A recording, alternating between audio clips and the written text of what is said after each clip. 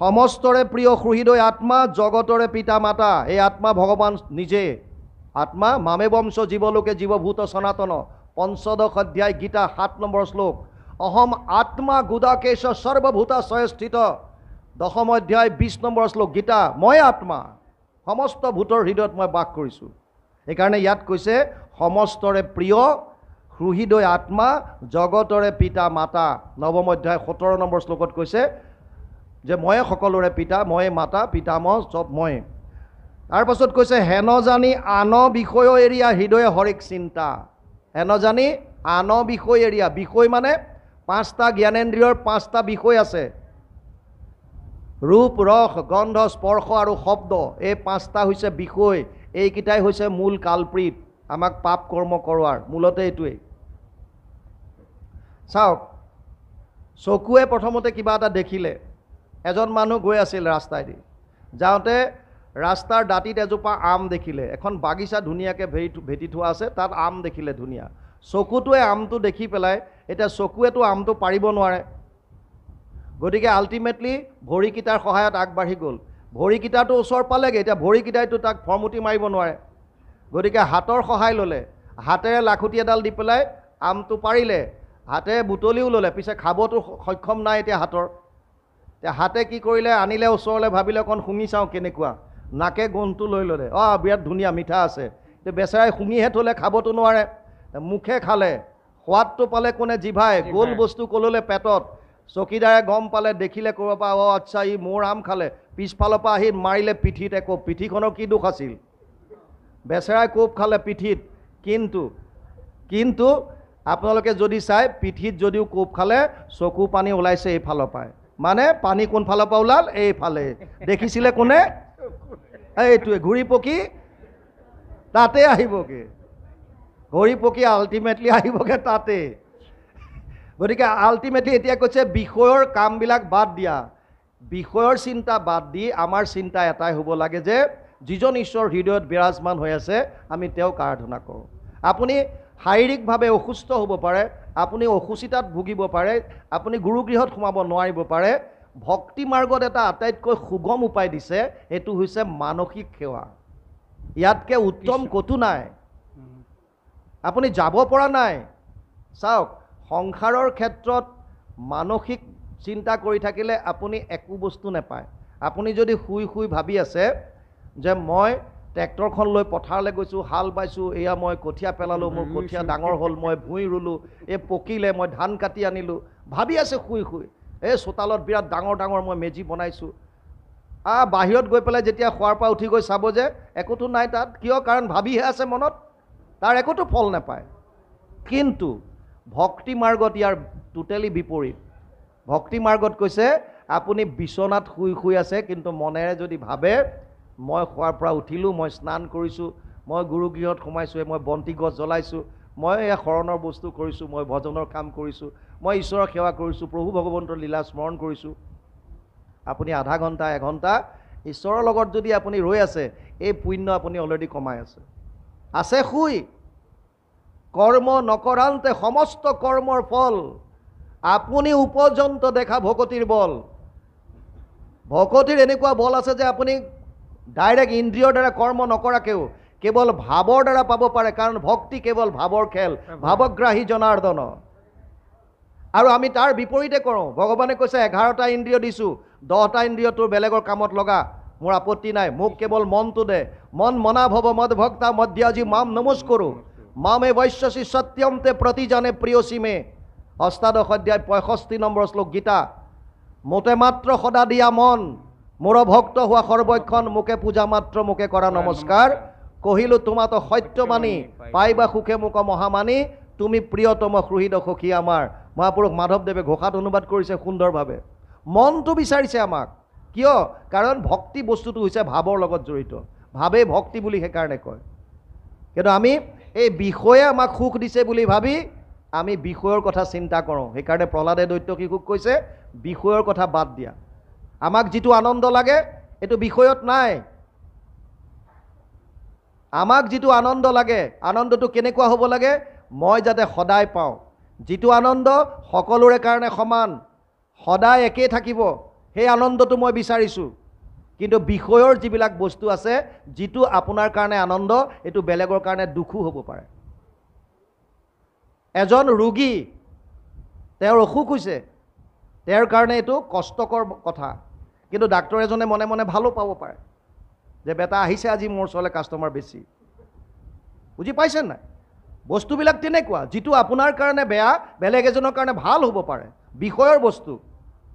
কিন্তু যিটো প্ৰকৃত আনন্দ, এইটো সকলোৰে কাৰণে একেই, আৰু যাৰ কোনো ধৰণৰ ক্ষয় নাই। পাৰ্থ নৈব ইহনা অমূত্ৰ বিনাশস্তস্য বিদ্যতে নাহি কল্যাণকৃত কচ্ছিম দুৰ্গতিম তাত গচ্ছতি। 6ষ্ঠ অধ্যায় 40 নম্বৰ শ্লোক গীতা। তাত লিখিছে, হে অৰ্জুন, এই আনন্দৰ কোনোদিন ক্ষয় নহয়, তোমাৰ শৰীৰ পৰি যাব পাৰে। এইটো শৰীৰ নাশ হোৱাৰ পিছত যিটো শৰীৰ পাবা, আজি এইটো শৰীৰত যিমানলৈকে ভক্তি আগবঢ়ালা তাৰ পৰা আৰম্ভ হ'ব। গতিকে আল্টিমেটলি বিষয়ৰ আমাক ধান্দাটো এৰি পেলাই কেৱল ঈশ্বৰ চিন্তনত মন দিবলৈ কৈছে। কৃষ্ণ বাবু, ভগৱান কৃষ্ণ মানে আনন্দ। গতিকে যেতিয়ালৈকে কৃষ্ণৰ চৰণত নাযাওঁ তেতিয়ালৈকে আনন্দ নাপাওঁ।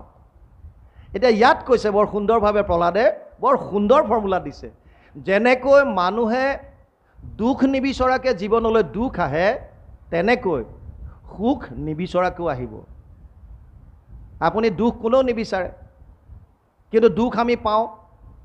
কোনে বিচাৰে ভগৱানৰ ওচৰত, হে প্ৰভু মোক দুখ দিয়া আৰু দুখ দিয়া, কিন্তু দুখ নিবিচাৰোঁ, তথাপিও দুখ আহিয়ে থাকে।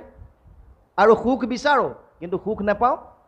বিদুৰে সেইটোৱেতো প্ৰশ্ন কৰিছিল মৈত্ৰক, সুখায় কৰ্মাণি কৰতি লোক নাতে সুখম ৱা ঐন্যত বিপৰীতম ৱা বিন্দেত ভূয় ততএব দুঃখম যদত্ৰ যুক্তম ভগৱান বদেন না। 3:5-2 তৃতীয় স্কন্ধ 5ম অধ্যায় 2 নম্বৰ শ্লোক ভাগৱত। হে মৈত্ৰ ঋষি, প্ৰত্যেক মানুহে সুখ পাবৰ কাৰণে কাম কৰি আছে, কিন্তু সুখ নাপায়, দুখ পায়। কাৰণটো কি মোক কোৱা? ভাগৱত ক'বলৈ বাধ্য। আৰু মৈত্ৰ ঋষিয়ে ভাগৱতৰ কথাই কৈ আহিছে, তেওঁৱে শুনাই আহিছে চবেই। গতিকে আল্টিমেটলি আমাক এটা কথাই কৈছে, দুখক লাগিয়া যেহেন পুৰুষে একো যত্ন নকৰয়, তথাপিতো আনি মিলাৱৈ দৈৱে অন্তে দুখ নাপাৱয়। যেতিয়া শেষ হ'ব তেতিয়া দুখ নাই, কিন্তু আপুনি নিবিচৰাকো পাব।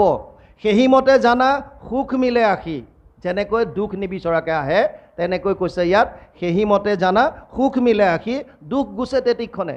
দুখ সুখৰ কনচেপ্টটো বুজক। এটা বস্তু আহিলে ভাল লাগে, এটা বস্তু আঁতৰি গ'লে ভাল লাগে। দুখ আৰু সুখ বস্তুটো কেনেকুৱা? যিটো বস্তু আপোনাৰ ওচৰলৈ আহিলে, পৰিস্থিতি হওক যি হওক, আপোনাৰ ওচৰলৈ আহিলে যদি আপোনাৰ অনুকূল হয়, তেতিয়া আমি সেইটোকে সুখ বুলি কওঁ। কিন্তু সেই অৱস্থাটো যেতিয়া আঁতৰি যায়, তেতিয়া আমাৰ আকৌ দুখ লাগে। যিটো মই ভাল পাওঁ সেইটো মোৰ জীৱনলৈ আহিলে, তেতিয়া মই সেইটোকে সুখ বুলি ভাবোঁ। কিন্তু সেই ভাল পোৱা বস্তুটো যেতিয়া আঁতৰি যায়, সেইটো মোৰ কাৰণে দুখ হয়। আৰু দুখটো কেনেকুৱা? যিটো বস্তু আহিলে মই বেয়া পাওঁ, সেইটো মোৰ দুখ, আৰু যদি সেইটো আঁতৰি যায় তেতিয়া তাৰ মানে প্ৰত্যেকটো বস্তু এটা আহিলে ভাল লাগে, আঁতৰি গ'লে বেয়া লাগে, এটা আহিলে বেয়া লাগে, আঁতৰি গ'লে ভাল লাগে। দুখ সুখৰটো কি বস্তু আছে? এজন গুৰু আৰু শিষ্য স্নান কৰিবলৈ গৈছে নদীত। নদীৰ পাৰত বহি আছে, নদীৰ পাৰত বহি আছে। গুৰু শিষ্য দুইজনে দেখিছে পানী একদম উফন্দি আহিছে নদীত। কাঠ এডালত লাগি, গছ এডালৰ ডালত লাগি এডাল সোণৰ লাখুটি এডাল উটি আহিছে। গছৰ ঠাল এটাত লাগি সোণৰ লাখুটি এডাল উটি আহিছে। গুৰুজনেও দেখিছে, শিষ্যজনেও দেখিছে। গুৰুজন নিৰ্বিকাৰ, দেখিছে, চাইছে।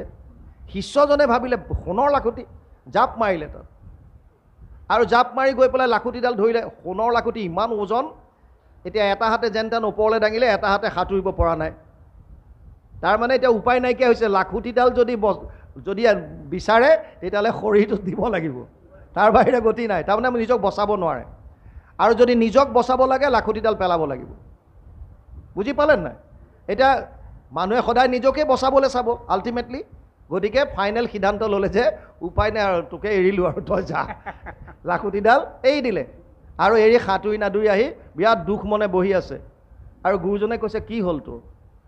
গুৰুজন নক'ব আৰু, আপুনি দেখিছে নহয় সেইডাল সোণৰ লাখুটি, মই আনিব নোৱাৰিলোঁ। আপুনি কেনেকৈ বহি আছে? কোনো দুখ নাই, বেজাৰ নাই, সেইডালটো দেখিছে। দেখাত ময়ো দেখিছোঁ, তয়ো দেখিছ।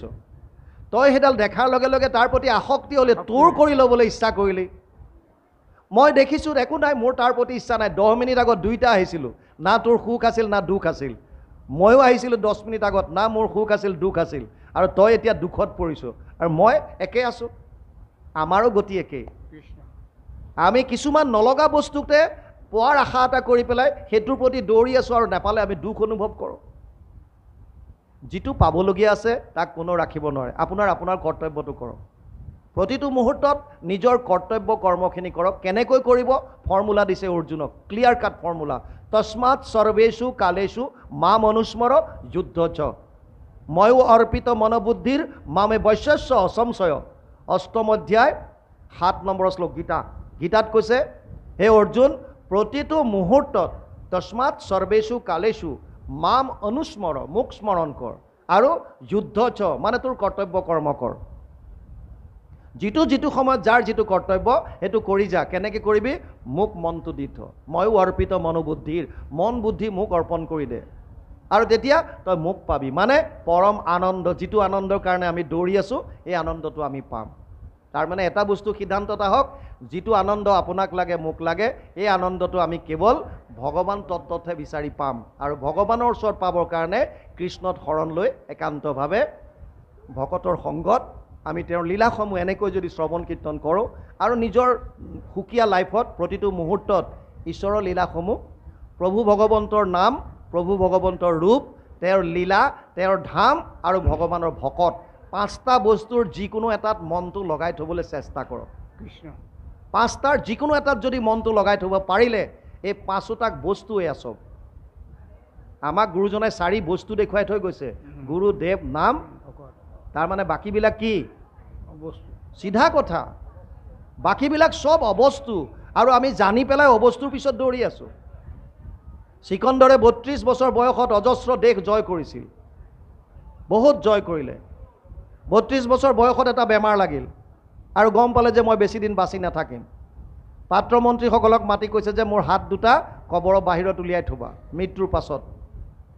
তে কৈছে আমাৰ এনেকুৱাতো মুছলমান সম্প্ৰদায়ত নিয়ম নাই, এজন মানুহৰ মৃত্যু হ'লে কবৰৰ বাহিৰত হাত দুটা উলিয়াই থোৱাৰ। কিন্তু মহাৰাজ আপুনি এনেকুৱা কিয় কৰিব বিচাৰিছে? इकट्ठे कर जहां के वैर सभी मुल्कों के मालिक थे, सिकंदर जब गया दुनिया से तो दोनों हाथ खाली थे। जन्म अवस्थात, জীয়াই থকা অৱস্থাত আমি বিভিন্ন দেশ জয় কৰি পেলাই মালিক হৈ আছিল চিকন্দৰ।